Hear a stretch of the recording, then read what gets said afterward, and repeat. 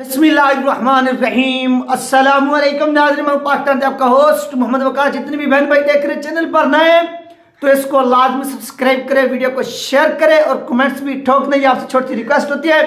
तो चलते हैं अपने टॉपिक की तरफ। तो नाज़रीन, आज का जो टॉपिक है वो इंतहाई एक तो अहमियत का अमल है, दूसरा अफसोसनाक खबर से जो है ना वो इसका आगाज़ होगा, ये स्टार्ट होगा और इसकी जितनी भी जो है ना वो मजम्मत की जाए वो कम है।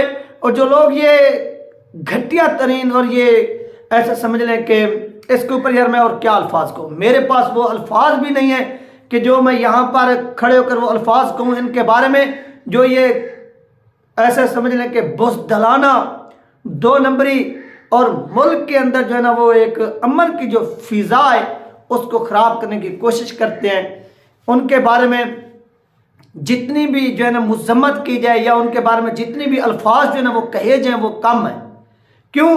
क्योंकि वो पाकिस्तान के अंदर एक जो है ना फिरका परस्ती फैलाना चाहते हैं, शिद्दत फैलाना चाहते हैं और मजहब के ऊपर जो है लोगों को लड़ाना चाहते हैं। तो ये फिरका परस्ती जो है ये किसी भी सूरत काबिल बर्दाश्त नहीं है, ये ना काबिल बर्दाश्त है। तो नाज़रीन चलते अपने टॉपिक की तरफ।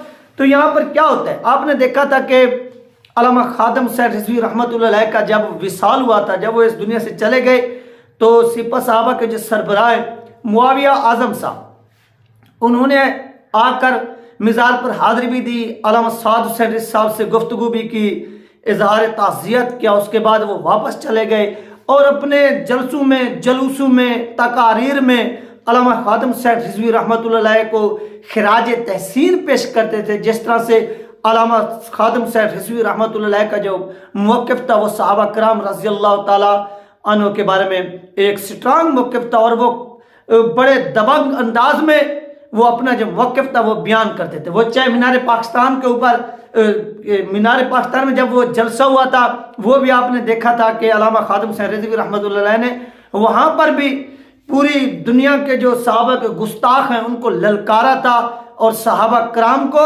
क्या किया था, खिराज तहसीन पेश किया था और बड़े दबंग अंदाज में। तो इस हवाले से नाज़रीन उनके एक करीबी साथी को क्या किया गया है, मर्डर किया गया, उनको शहीद किया गया और वो भी इस्लामाबाद के अंदर, यानी इस्लामाबाद के अंदर बगैर लाइसेंस के, बगैर आईडी कार्ड के और इस तरह की मजीद जो चीज़ें हैं वो अगर आपके पास नहीं है तो वहाँ पर तो कुत्ता भी नहीं घुस सकता, लेकिन वहाँ पर ये कातिल घुस जाते हैं और एक बंदे को बेदर्दी के साथ क्या करते हैं, शहीद कर देते हैं।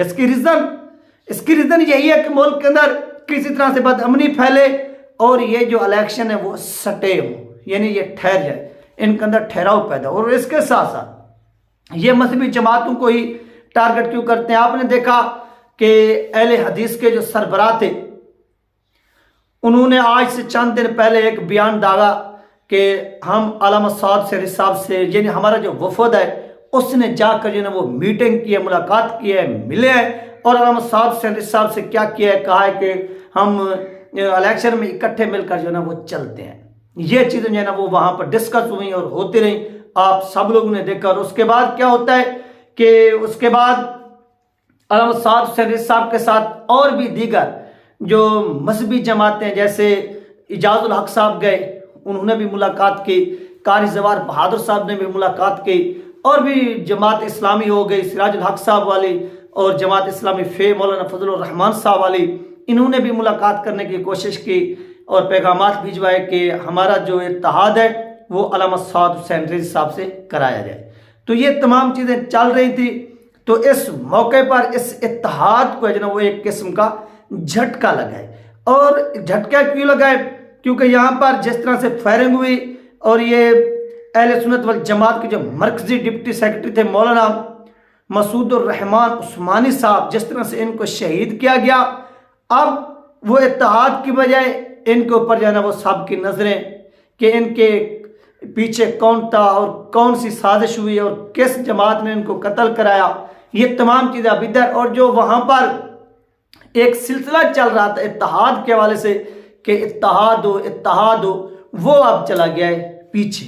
यानी अब आप देखें कि अगर मौलाना मुआविया आजम साहब हो गए, वो भी अपने जो है ना वो चंद हल्कों के अंदर इलेक्शन लड़ते हैं और वो अगर सपोर्ट करते तो साफ ज़ाहिर टीएलपी को करते और जहाँ पर भी उनके लोग रहते वो टीएलपी को वोट देते, इस तरह से कोई बातचीत आगे चलती।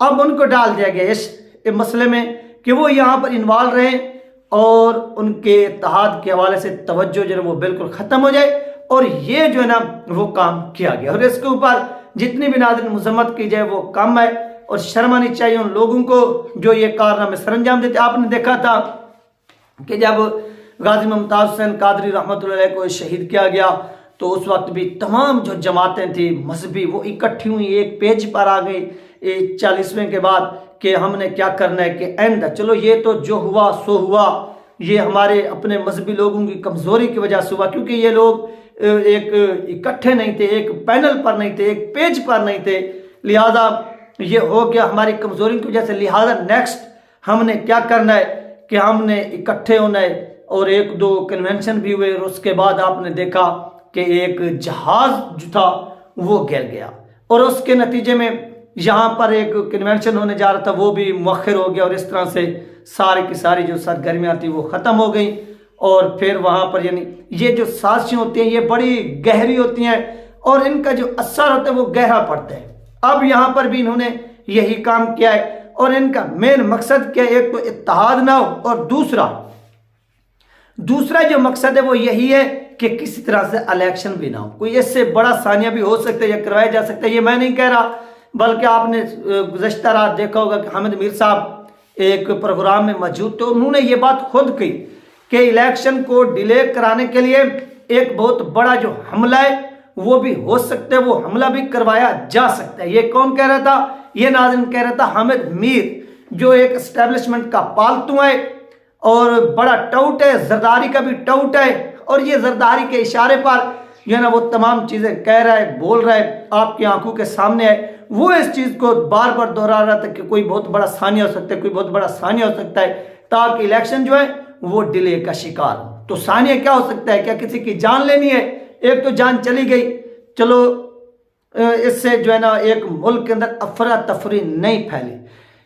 अगर कोई सानिया, तो सानिया से मुराद या तो कोई बड़ा इस तरह का कोई इंसिडेंट कराया जा सकता है, या किसी बड़ी शख्सियत को जो है ना वो किल कराया जा सकता है। यही दो चीज़ें ही हो सकती हैं, जिससे क्या होगा कि अवाम गम गुस्से में सड़कों पर आएगी, मुल्क में अफरा तफरी फैलेगी, जिसके नतीजे में क्या होगा, इलेक्शन डिले का शिकार जाएगा। और इसका फायदा किसको होगा? साफ ज़ाहिर है इसका फायदा मुस्लिम लीग नून को होगा, पीपल पार्टी को होगा, पीडीएम को होगा, निगरान हुकूमत को होगा।